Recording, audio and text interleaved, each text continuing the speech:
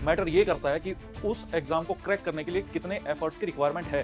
क्या आप वो रिक्वायरमेंट फुलफ़िल कर रहे हो या नहीं कर रहे? सर मान लो मुझे कहीं घूमने जाना पड़ गया तो हाँ ठीक है, अपना नींद का समय कम करो अगर घूमने जाना है तो। लोग ट्रेनिंग करते हैं, नींद कॉम्प्रोमाइज़ करते हैं, 1 साल तक उनसे पूछो नींद का क्या हालत होती है। जो बच्चे अब ट्रेनिंग में हैं, बीएसएफ में हैं, एसएसबी में, कि आप एक को 7 घंटे दे रहे हो, एक को 3 घंटे दे रहे हो। इसके पीछे लॉजिक ये है दोस्त कि पेपर 1 में 50% इज़ द बेसिक रिक्वायरमेंट। आपके 250 में से 120, 125 नंबर तो बेसिक रिक्वायरमेंट है और पेपर 2 में 50% इज़ द एक्सीलेंस। उसमें 50% आ गए तो मतलब आप बहुत अच्छे कैंडिडेट हो। इन 38 डेज को हम फर्दर सब्जेक्ट को में डिवाइड करेंगे और पॉलिटी पढ़ेंगे 6 दिन के आसपास, इन्वायरमेंट और geography 8 days, science 9 days, history 9 days, economy 5 days.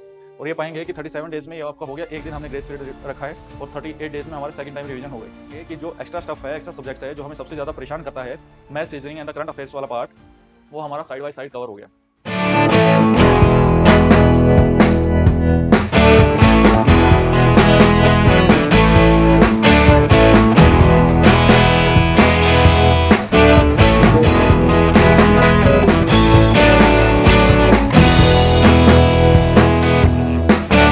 Everyone, welcome back to AVKS academy. Myself Naveen Shogan और एवीकेएस के इस प्लेटफॉर्म पे मैं आपका स्वागत करता हूं। In this video we will discuss the 4 month strategy for the paper 1 and the paper 2। अब ऑलमोस्ट 4 मंथ्स हमारे एग्जाम को बचे हैं और स्टूडेंट्स जो बिल्कुल फ्रेशर हैं उनके पास क्या ऑप्शंस अवेलेबल हैं, या जो स्टूडेंट्स ऑलरेडी तैयारी कर रहे थे या काफ़ी समय से तैयारी कर रहे थे। कुछ ऐसे स्टूडेंट्स हैं जो अगस्त से ही तैयारी में लग गए थे, कुछ ऐसे स्टूडेंट्स हैं जो दिसंबर में तैयारी करना स्टार्ट किया था, और कुछ ऐसे स्टूडेंट्स हैं जब फॉर्म निकले तो उसके बाद से उन्होंने तैयारी करना स्टार्ट किया। आई थिंक फॉर्म आप लोगों का भरा जा चुका है और लास्ट डेट उस चीज़ की जा चुकी है। तो अब जो भी एडिट का ऑप्शन होगा वो उसमें अवेलेबल रहेगा। आप कुछ भी मॉडिफिकेशन करना चाहें तो नीडफुल मॉडिफिकेशन आप उसमें कर सकते हैं। तो चलिए चीज़ों को स्टार्ट करते हैं। एज़ वी नो दैट कि एग्ज़ाम की डेट हमारी 3 अगस्त के है और ये डेट तो अब ज़हन में बैठ जानी चाहिए दोस्त। हर टेबल पे, नोटबुक पे, दिमाग में अलार्मिंग पूरा सेट हो जाना चाहिए, क्योंकि ये 4 महीने एक ऐसे हैं जो आपकी लाइफ़ को बदल देंगे। लेकिन उन 4 महीने में आप करते क्या हैं, उस पे बहुत चीज़ें डिपेंड करेंगी। इसमें ऐसा भी नहीं है कि सिर्फ़ करना है, उन चीज़ों को कैसे करना है ये भी इतना ही इम्पोर्टेंट है। कि मैं इस प्रिपरेशन के बोलता हूँ कि 3 मेजर पॉइंट्स हैं, आप उस पे फ़ोकस कर सकते हैं। You should know what to study, where to study, how to study. अगर इन 3 सवालों के जवाब आपके पास हैं, तो you are able to do self study. आप सेल्फ स्टडी करने में कैपेबल हो और आपको कोई फर्दर डाउट नहीं है, आप खुद में सक्षम हो और अपनी तैयारी अच्छे से कीजिए।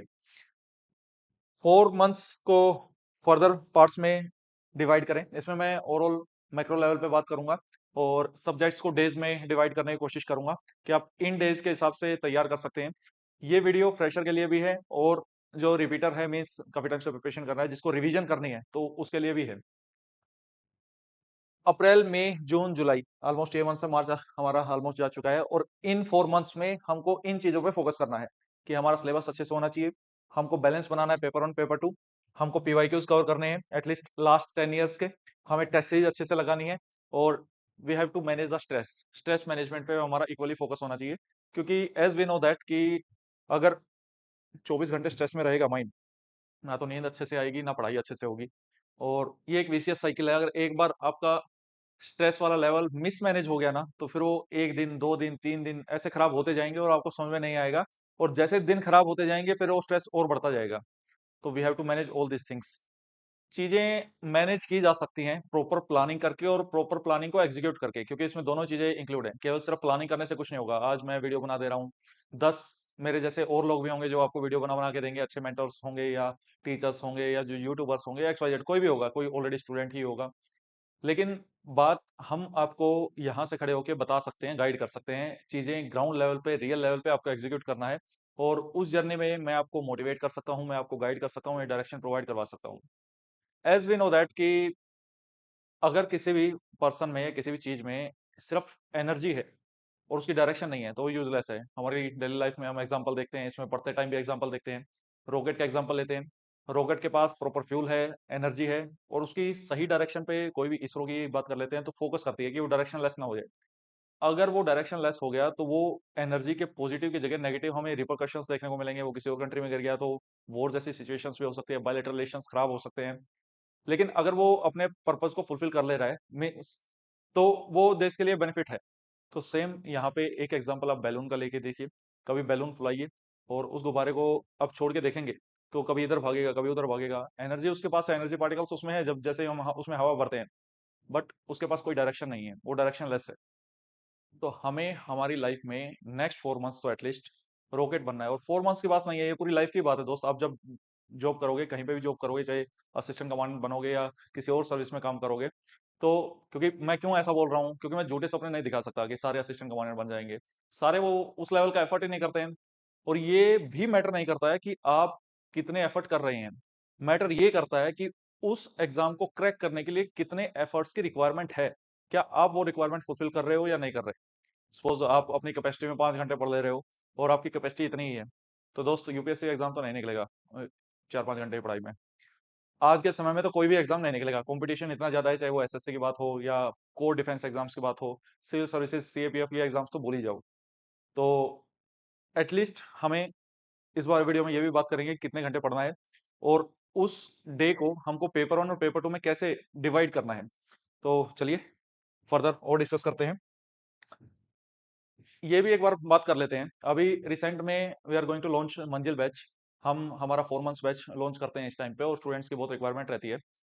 मंजिल batch versus self study, students का ये डाउट रहता है कि सर मैं सेल्फ स्टडी करूं या बैच में इनरोल कर लूं। तो दोस्त सबसे पहले मैं आपको ये बता दूं, अगर आप खुद से पढ़ रहे हैं और आप एक टोटली फ्रेशर हैं, don't miss interpret my words, मैं फिर से रिपीट करता हूं। अगर आप एक कंप्लीटली फ्रेशर हैं और आपने अभी तक कुछ भी नहीं पढ़ा है, कुछ भी नहीं पढ़ा है, आपको कुछ नहीं आता है, ना पेपर वन का ना पेपर टू का, और आप आज से स्टार्ट कर रहे हैं तैयारी, तो आपका एग्जाम नहीं होगा दोस्त। बिल्कुल मेरे वर्ड्स बहुत हार्श लग सकते हैं आपको, लेकिन दिस इज द रियलिटी। वो लोग पागल नहीं है जो 6 महीने से 1 साल से लगे हुए हैं। ये एग्जाम की रिक्वायरमेंट उतनी है। और खुद से कोई स्टूडेंट चाहे 10 घंटे भी पढ़ ले, 12 घंटे भी पढ़ ले, जब तक उसको ये नहीं पता रहेगा कि मुझे पढ़ना क्या है और कहाँ से पढ़ना है, तब तक वो व्हाट टू स्टडी और where to study, how to study, इन तीनों क्वेश्चंस के जवाब फुलफिल नहीं कर लेगा, तब तक उसका सिलेक्शन नहीं होगा। तो सर मंजिल बैच लेने से सिलेक्शन हो जाएगा क्या। दोस्त ये भी टू साइडेड गेम है। इसमें टीचर्स आपको डायरेक्शन प्रोवाइड करवाएंगे, कंटेंट प्रोवाइड करवाएंगे, प्रॉपर क्लासेस इसमें रहेंगी, टेस्ट सीरीज इसमें रहेंगी, इसमें एक प्रॉपर पाथ रहेगा आपके पास कि आज मुझे मेरा ये पॉलिटी कंप्लीट कर देना है। और टीचर का काम ये है कि उसमें ये फोकस करना कि इस पर्टिकुलर चैप्टर से इस तरीके का क्वेश्चन आएगा। अब पढ़ने को लक्ष्मीकांत जैसी किताब है, सिविल सर्विसेज एस्पिरेंट भी पढ़ता है, सीडीएस एस्पिरेंट भी पढ़ता है, या सीएपीएफ वाला भी पढ़ता है, पढ़ने को एसएससी वाला भी पढ़ ले या कोई और भी पढ़ ले उस चीज को। लेकिन एग्जाम में क्वेश्चन कैसे आएगा और क्या आ चुका है और कैसे इन फ्यूचर आने की संभावना है और उसको टैकल कैसे करना है, sometimes it's also an art. कि हमें ये पता होना चाहिए कि हमारे पास किसी पर्टिकुलर मैटर में लिमिटेड नॉलेज है, और उस लिमिटेड नॉलेज को इस्तेमाल करते हुए हम कैसे उस क्वेश्चन को टैकल कर सकते हैं। चाहे वो प्रीलिम्स का क्वेश्चन हो, प्रीलिम्स इन द सेंस कि एमसीक्यू बेस्ड क्वेश्चन हो, और चाहे वो पेपर टू का क्वेश्चन हो। और आप पाएंगे कि एक पर्सन कोई भी ऐसा रहता है कि सिविल सर्विसेज में तो बहुत ज्यादा आपको ये एग्जांपल्स देखने को मिलेंगे। लोग 10-10 घंटे पढ़ते थे, 12-12 घंटे पढ़ते थे, प्रीलिम्स नहीं निकल रहे। लेकिन कुछ लोग ऐसे हैं कि जो नॉर्मल 8-9 घंटे पढ़ रहे थे और उनका प्रीलिम्स हर बार निकल रहा है। ऐसा क्यों हो जा रहा है, या हर बार वो इंटरव्यू स्टेज तक पहुंच जा रहे हैं। बहुत सारे कैंडिडेट्स ऐसे हैं। इवन इन द सीएपीएफ आप पाएंगे कि एक बार कैंडिडेट एक सिलेक्ट हो जाता है, वो नेक्स्ट टाइम एग्जाम देता है, तो 10 में से 8 लोग ऐसे हैं कि नेक्स्ट टाइम भी एग्जाम को निकाल लेंगे, उनको क्वेश्चन अटेम्प्ट करने की आर्ट आ जाती है। और वो आर्ट एक लेवल मैच करने के बाद ही आती है। वो लेवल मैच कब होगा, जब आपके पास कंटेंट, डायरेक्शन, हर एक चीज जो उस एग्जाम की डिमांड है उसको फुलफिल कर रही होगी। तो मंजिल batch is the particular batch for the CAPF. AVKS is a dedicated platform for the CAPF assistant command and preparation. So you can rely on this platform. इसमें कंप्लीट कवरेज, मैं openly बोलता हूँ कि कोई भी एकेडमी आपको international relations नहीं पढ़ाती। आप खुद पूछ लीजिए जो बैच में इनरोल्ड है नहीं है। हम डेडिकेटेड कम से कम more than 30 hours international relations पढ़ाते हैं, क्योंकि रिक्वायरमेंट है उसकी। 5 क्वेश्चंस आपके पेपर वन में और 1 या 2 ऐसे पेपर टू में डायरेक्ट देखने को मिलता है। तो यस, और इसीलिए पेपर वन की प्रॉपर क्लासेस हैं जो कि रिकॉर्डेड फॉर्म में दिल्ली में जो भी बैच चल रहे हैं उनकी क्लासेस रिकॉर्ड होकर आपको मिलेंगी। और पेपर टू इज अबाउट की आर्ट स्किल्स डेवलप करना। और स्किल्स डेवलप केवल रिकॉर्डेड क्लासेस के फॉर्म से नहीं हो सकती, उसमें two way communication is more important. किसी भी तैयारी में two way communication is more important. तो उसी के लिए जो पेपर टू की क्लासेस हैं वो लाइव भी होंगी और रिकॉर्डेड भी होंगी, क्योंकि बहुत ज्यादा जो कंटेंट की रिक्वायरमेंट है वो लाइव की फॉर्म में नहीं दिया जा सकता। उसके लिए रिकॉर्डेड क्लासेस हैं। जो प्रैक्टिसेस है, जो स्किल्स पे काम करना है, वो विनय इंग्लिश सर के साथ आप लाइव पे फोकस करेंगे। इसके अलावा पेपर वन में भी डाउट सेशंस आएंगे, और तो डाउट सेशन भी आप जो लाइव रहेंगे, आपको कोई पढ़ने के बाद डाउट आता है। Main while the beauty is that कि आपको एक मेंटोर का नंबर दिया जाएगा, आपको गिवन नंबर पे कॉल कर सकते हैं उस पे। और टेस्ट सीरीज इसमें इंक्लूड है, मीन्स वन स्टॉप सॉल्यूशन। अगर तो क्या सर मैं फ्रेशर हूँ और मंजिल बैच ले लेने से मेरा सिलेक्शन हो जाएगा, नहीं दोस्त। तो सर फिर बैच के बारे में बातें क्यों कर रहे हो। बैच लेने से सिलेक्शन नहीं होता है दोस्त, उस बैच को यूटिलाइज करने से सिलेक्शन होता है। आप बैच को अच्छे से यूटिलाइज करोगे तो चांसेस जरूर बढ़ेंगे आपके सिलेक्शन के। और अभी जो 0% चांसेस हैं वो मोर देन 50% चांसेस में कन्वर्ट हो जाएंगे। जो टीचर्स की डायरेक्शंस हैं, जो टीचर्स की इंस्ट्रक्शंस हैं, आप उनको सही से फॉलो करना है आपको। If I talk about the study plan कि सर सेल्फ स्टडी के आप टोटली अगेंस्ट हो क्या? No, I am not against the self study. मैं तो सबसे ज्यादा कंट्रीब्यूट करता हूँ सेल्फ स्टडी में। आप यूट्यूब पे मेरा इनिशिएटिव देख लीजिए। पेपर 2 के लिए मैं इनिशिएटिव लेके आ चुका हूँ, करंट अफेयर्स के लिए मैं इनिशिएटिव लेके आ चुका हूँ और जल्दी उन चीजों को कंप्लीट करूंगा। और आप पाएंगे कि मैं आने वाले टाइम में पेपर 1 के लिए भी इनिशिएटिव लेके आऊंगा। जो स्टूडेंट सेल्फ स्टडी कर रहे हैं और स्टडी आपको डे वाइज प्लानिंग चाहिए तो वो भी मैं प्रोवाइड करवाऊंगा। इवन इस वीडियो की हेल्प से स्टूडेंट्स कहीं पे भी जो सबसे ज्यादा लैक करते हैं that is the mentorship part. Mentorship बस लोग कहने को लिख देते हैं कि आपने एक ब्रोचर लिया और उसमें लिख दिया मेंटरशिप। मेंटरशिप का मतलब क्या है वो कोई नहीं बात करता है, ना स्टूडेंट्स को बताता है। मैं ये आपको फ्री हैंड दे रहा हूँ, आप किसी भी बैच में एनरोल्ड हैं या नहीं हैं, it doesn't matter for me. अगर आप सीएपीएफ असिस्टेंट कमांडेंट की प्रिपरेशन कर रहे हैं तो मैं आपको गाइड करूंगा। अब दिल्ली में मेरा ऑफिस है। अब सबसे तो मैं फोन पे बात कर नहीं सकता है, आई एम ऑल्सो ह्यूमन। मुझे ऑफलाइन क्लासेस भी मैनेज करनी है, I am also a course head at AVKS academy. मुझे ओवरऑल कोर्स भी मैनेज करना है, ऑनलाइन स्टूडेंट्स को भी मैनेज करना है, यूट्यूब को भी देखना है, टेलीग्राम को भी देखना है। लेकिन स्टिल मैं आपको समय दूंगा, आप आइए बैठिए 1 घंटा 2 घंटा जितना आप डिस्कस करना चाहें, जिस भी बारे में डिस्कस करना चाहें, अदर इट इज पेपर 1 और पेपर 2। इवन मैं इस वीडियो में वो भी डिस्कस करूंगा कि what I followed the strategy, मैंने कौन सी स्ट्रेटजी फॉलो की थी जब मेरा एग्जाम नजदीक था और मैंने कैसे इस एग्जाम को क्लियर किया। तो चलिए, अब आई थिंक आप लोगों को डाउट क्लियर हो गया है मंजिल बैच और सेल्फ स्टडी है। कोई स्टूडेंट्स ऐसा बोलता है सर पेपर 2 का बैच है क्या कोई? डेडी मुझे पेपर 1 का नहीं चाहिए। तो पेपर 2 का तो बैच है, लक्ष्य बैच इज देयर। आप केवल पेपर 2 का बैच ले सकते हैं, उसमें पेपर 1 पेपर 2 की टेस्ट सीरीज दोनों इंक्लूड है। और आफ्टर एग्जाम गाइडेंस हमारी हर बैच में इंक्लूड रहती है। सिर्फ टेस्ट सीरीज आपको चाहिए तो टेस्ट सीरीज प्रतिभा टेस्ट सीरीज शेड्यूल 2 आ चुका है, तो वो आपको डाउनलोड करना चाहिए। टेलीग्राम पे है, हर एक स्टूडेंट को डाउनलोड करना चाहिए, चाहे वो लेना चाहता है नहीं लेना चाहता है, इट डजंट मैटर। क्यों डाउनलोड करना चाहिए? क्योंकि उसमें हर एक, जैसे पॉलिटी है, पॉलिटी में सिलेबस को डिवाइड किया गया है माइक्रो लेवल पे, कीवर्ड्स में डिवाइड किया गया है। और आपको अगर खुद से पढ़ना है तो आप उसमें मार्क कर पाएंगे कि मेरा ये टॉपिक हो चुका है, ठीक है, ओके, ये हो गया, ये हो गया। आपको पता रहेगा कि मैं कुछ ऐसा टॉपिक छोड़ तो नहीं रहा हूँ जो बाकी स्टूडेंट्स कवर कर ले रहे हैं, जो बैचेस में जिन स्टूडेंट्स का कवर हो गया, मेरा तो नहीं छूट गया है ना। क्योंकि आप तो सेल्फ स्टडी कर रहे हैं और रेगुलर कॉन्टैक्ट में भी नहीं है बहुत सारे स्टूडेंट्स के लिए। तो इसलिए आपको डाउनलोड करके प्रिंट करवा के उस पे उसके अकॉर्डिंग अपनी तैयारी को एग्जीक्यूट करना चाहिए। This all about the doubt part की मंजिल बैच और सेल्फ स्टडी। लेकिन अगर आप रिवीजन कर रहे हैं तो आप सेल्फ स्टडी से भी चीज़ों को कर सकते हैं। अगर आप एक पर्टिकुलर टाइम से पढ़ रहे हैं और आपको बस रिवीजन करनी है तो सेल्फ स्टडी से चीज़ों को किया जा सकता है, उसमें मैं आपकी हेल्प करूंगा, इसमें कोई डाउट नहीं है। लेकिन अब चाहते हैं कि पूरा मंजिल का बैच यूट्यूब पे अपलोड हो जाए, वो नहीं हो पाएगा दोस्त। क्योंकि हर एक काम को करने का एक तरीका होता है and I am very harsh. मैं बहुत आपको ऐसा लग रहा होगा क्या बोल रहे हैं, कैसे बोल रहे हैं। झूठे वादे नहीं होते हैं दोस्त, जो है सीधी बात है, यही बात है। लेकिन यूट्यूब पे जितना मैक्सिमम हम प्रोवाइड करवाने की कोशिश करेंगे, चाहे वो पेपर 1 की बात है, पेपर 2 की बात है, करंट अफेयर्स की बात है, वो आपको मिलेगा। रिवीजन में आपकी हेल्प करेगा और समय बचाएगा। एक बैच के अंदर तैयारी करने का बेनिफिट ये भी होता है कि we have very limited time. अब 4 मंथ्स ऐसा नहीं है कि एक्सपेरिमेंटल टाइम तो बिल्कुल नहीं है किसी के पास भी। इवन आप अपनी फास्ट रिवीजन करना चाहते हैं तो उसमें समय बचाएगा। जो आर&डी का काम है या किसी बुक को कोई टॉपिक समझने में आप खुद से पढ़ रहे हैं, उसमें क्या पता 1 दिन लग जाए, टीचर उसको क्रक्स आपको 2 घंटे में 3 घंटे में पूरा क्रक्स ही दे दे रहा है उसमें। तो आपको पता रहेगा कि मुझे एग्जाम की ये डिमांड है और मैं उसको ऐसे फुलफिल कर सकता हूँ। तो बैचेस का ये भी एक बेनिफिट रहता है। If you talk about the 120 days में हमारे पास 24 आवर्स हैं और टोटल हम देखें तो 2880 आवर्स हमारे पास रहते हैं। क्या यही रियलिटी है? क्या इतने ही घंटे हमारे पास हैं प्रिपरेशन के लिए? तो आंसर है नो। तो सर लिखा क्यों है? क्योंकि एग्जिस्ट करते हैं। आप 24 के 24 घंटे पढ़ेंगे थोड़े ही इसमें से। आपकी आंखें खोलने के लिए लिखा है कि इसमें से आप मैक्सिमम मैक्सिमम 10 से 12 घंटे की एवरेज मेंटेन कर पाएंगे।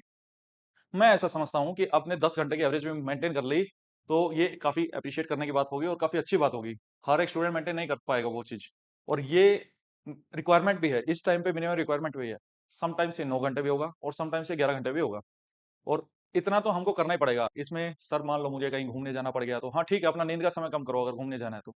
लोग ट्रेनिंग करते हैं, नींद कॉम्प्रोमाइज करते हैं, 1 साल तक उनसे पूछो नींद का क्या हालत होती है। जो बच्चे अब ट्रेनिंग में है, बीएसएफ में है, एसएसबी में है, 3 फोर्सेस की ट्रेनिंग स्टार्ट हो चुकी है, तो ये बताते हैं सीआरपीएफ की ट्रेनिंग स्टार्ट हो चुकी है, अभी सीआईएसएफ आईटीबीपी पेंडिंग है, वो जल्दी स्टार्ट हो जाएगी। मैंने डेट मेंशन कर दी थी, अप्रैल में स्टार्ट हो जाएगी। तो उनसे पूछो नींद की वैल्यू क्या है।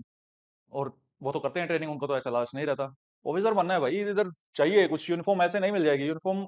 मतलब इतने लोगों का इमोशन है और आप चाहते हो कि इजीली ऐसे मिल जाए कि मैंने बस ऊपर ऊपर से 2-3 किताबें पढ़ी और मेरे पास हो जाएगा। उसके लिए रगड़ना पड़ेगा दोस्त। और वो ये बेसिक रिक्वायरमेंट है 10 आवर्स। और इन 10 आवर्स में आप पढ़ते क्या हो वो सबसे ज्यादा इंपॉर्टेंट है। उसको कितना माइंड के अंदर फिट करते हो, ये भी इंपॉर्टेंट है।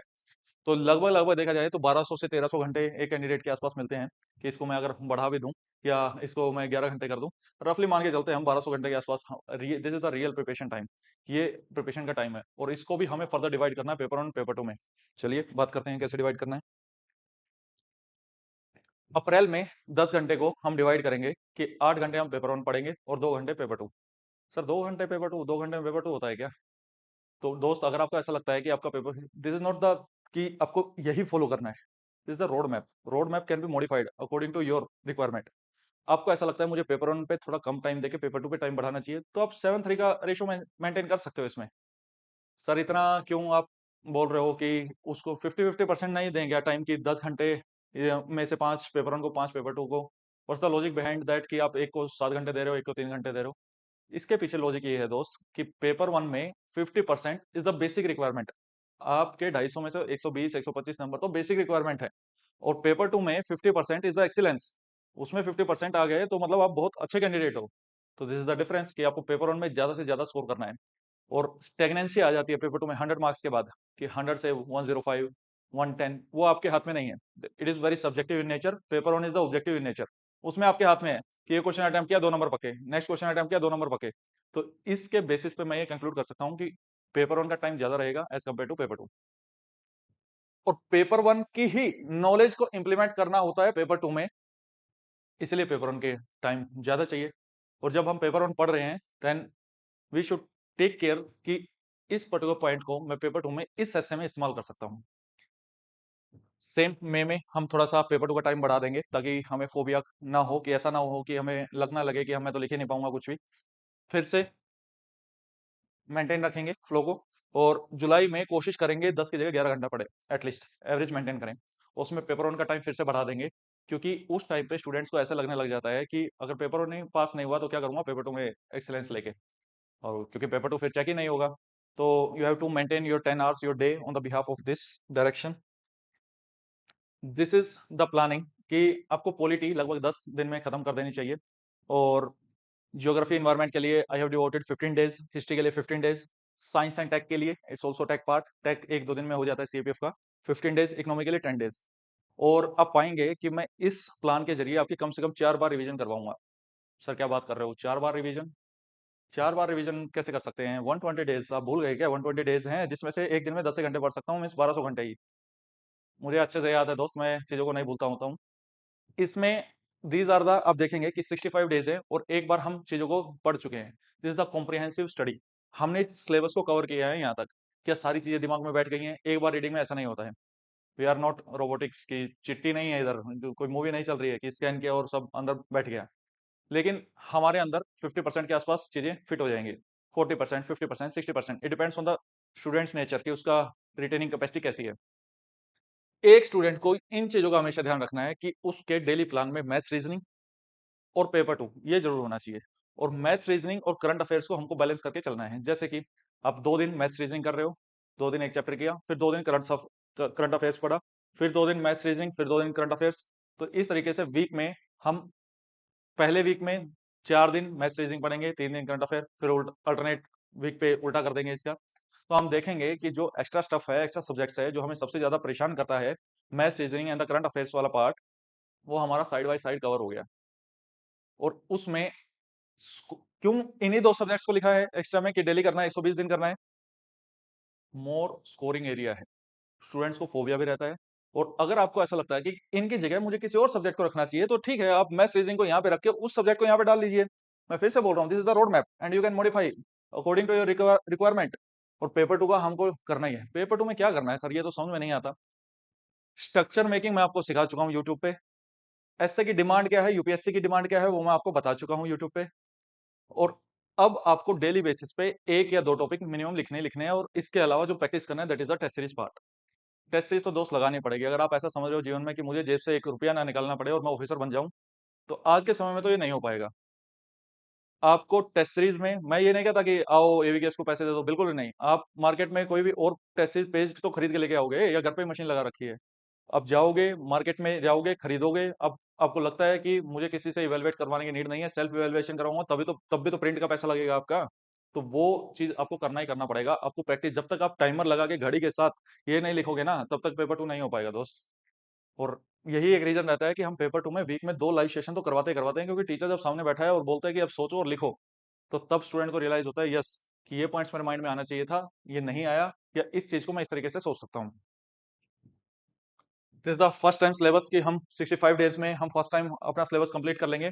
5 दिन का मैं ग्रेस पीरियड दे रहा हूँ। हो सकता है कि कुछ एक्स्ट्रा टॉपिक ऐसा आ जाए जो हमें पढ़ना चाहिए, या साइंस को मैंने 15 दिन दिए, उसकी जगह उसको 16 लग गए, 17 लग गए, एक्स वाई जेड कोई भी रीज़न के कारण 5 दिन का ग्रेस पीरियड और 70 डेज़ में हमारा first time syllabus coverage in the comprehensive manner it's done. अगर आपने इतना कर लिया तो आधी प्रोसेस डन। नेक्स्ट जो सेकंड टाइम रिवीजन है, उसको मैं फर्दर डिवाइड करता हूँ 78 डेज और 12 डेज में, जो 50 दिन बच गए 120 डेज में। हालांकि 120 से 2-4 दिन ऊपर ही है आपके पास, लेकिन फिर भी हम रफली रफली 120 मान के चलते हैं। तो उस पे क्या करना है, इन 38 डेज को हम फर्दर सब्जेक्ट को में डिवाइड करेंगे, और पॉलिटी पढ़ेंगे 6 दिन के आसपास, इन्वायरमेंट और geography 8 days, science 9 days, history 9 days, economy 5 days. और ये पाएंगे कि 37 डेज में ये आपका हो गया, एक दिन हमने ग्रेस पीरियड रखा है, और 38 डेज में हमारा सेकंड टाइम रिवीजन हो गई। इस दौरान आपको टेस्ट सीरीज लगानी है, वो आपका इंटीग्रल पार्ट है प्रिपरेशन का, यू कांट स्किप इट। आप जैसे ही पर्टिकुलर, अब मैं प्रतिभा का ऑलरेडी आपको शेड्यूल प्रोवाइड करवा चुका हूँ, आप टेलीग्राम से उसको डाउनलोड कीजिए, और वो टेस्ट सीरीज का कोई भी, या कोई भी और टेस्ट सीरीज आप फॉलो कर रहे हैं जो मार्केट में अवेलेबल है या कहीं और प्लेटफॉर्म पे अवेलेबल है, तो आप वहां से एक सिलेबस के अकॉर्डिंग उस पर पर्टिकुलर चीज का टेस्ट लगाइए। ये इंश्योर करना बहुत जरूरी है कि उस टेस्ट सीरीज में सेक्शनल टेस्ट भी हों, सब्जेक्ट वाइज टेस्ट भी हों, और फुल एंड टेस्ट भी हों, क्योंकि इन तीनों के बिना आप डायरेक्ट फुल एंड टेस्ट लगाने जाओगे, आपके मार्क्स नहीं आएंगे। सिलेबस ही नहीं हुआ है, फुल एंड टेस्ट कैसे लगाएंगे? तो इसलिए जब तक आपका 70 ये डेज का या 60 डेज का कॉम्प्रिहेंसिव मैनर में सिलेबस नहीं हो जाता, तब तक आपको फुल एंड टेस्ट का कोई बेनिफिट नहीं मिलेगा आपको। मीनवाइल पीवाईक्यूज हमें देखते रहना है, जो हमारी प्रिपरेशन को अलाइन रखे। सर आप कुछ ज्यादा होमवर्क नहीं दे रहे हो कि मुझे पीवाईक्यू भी करने हैं, टेस्ट सीरीज भी करने हैं? तो दोस्त यूनिफॉर्म किसको चाहिए? आपको ही तो चाहिए, मुझे थोड़ी चाहिए। अब आपको आपको ही करना पड़ेगा उसके लिए काम। अब जो काम करेगा उसको मिलेगा, तभी तो डिजर्विंग है, तभी तो पूरे भारत में करोड़ों की पॉपुलेशन है, 5 लाख के आसपास फॉर्म डले होंगे। 300, 5 लाख में से 300 होते ही कितने हैं? 357। तो 357 लोगों को ये यूनिफॉर्म मिलेगी। वो दूसरों से ज्यादा डिजर्विंग है, दूसरों से ज्यादा कॉम्पिटेटिवली स्ट्रांग है, तो इसलिए तो उनको मिलेगी। और ये ब्लेम गेम में कुछ नहीं रखा कि यूपीएससी कुछ भी क्वेश्चन पूछ ले रहा है। यूपीएससी सब थीमेटिक वे में प्रिपरेशन होती है, थीमेटिक वे में क्वेश्चंस आते हैं, और चाहे क्वेश्चन पेपर इजी हो चाहे टफ हो, सिलेक्शन नहीं रुकना चाहिए। तो try for the best and prepare for the worst also. Next 12 days proper revision करनी है। टेस्ट सीरीज से आप चीज़ों को रिवाइज कर सकते हैं। इन प्रतिभा टेस्ट सीरीज हर एक सब्जेक्ट के 400 क्वेश्चन अवेलेबल हैं, आप उनको रिवाइज कीजिए, जो अपने आप में 2 बार, हर एक टेस्ट 2 बार सिलेबस को कवर करता है, मतलब 400 क्वेश्चन में 2 बार सिलेबस कवर हो जाता है, जो मोस्ट इंपॉर्टेंट थीम्स हैं। और टेस्ट सीरीज का ये भी बेनिफिट है दोस्त, कि आपको ये पता रहेगा, अच्छा ये क्वेश्चन इस तरीके से पूछा जा सकता है, और इसके एक्सप्लेनेशन में जो ये पॉइंट्स हैं ये मुझे ध्यान रखने हैं, क्योंकि ये फर्दर भी क्वेश्चन बन सकते हैं। तो this all about the today session, कि आई होप चीज़ों को आपको पता लगा होगा। और फिर भी आपको लगे सर कि मुझे तो और माइक्रो लेवल पे आपसे बात करनी है, तो मोस्ट वेलकम, आप कभी भी दिल्ली आ सकते हैं, विजिट कर सकते हैं। कोई डाउट हो गिवन नंबर पे कॉल कर सकते हैं, कमेंट कर सकते हैं। मिलते हैं नेक्स्ट वीडियो में। जय हिंद।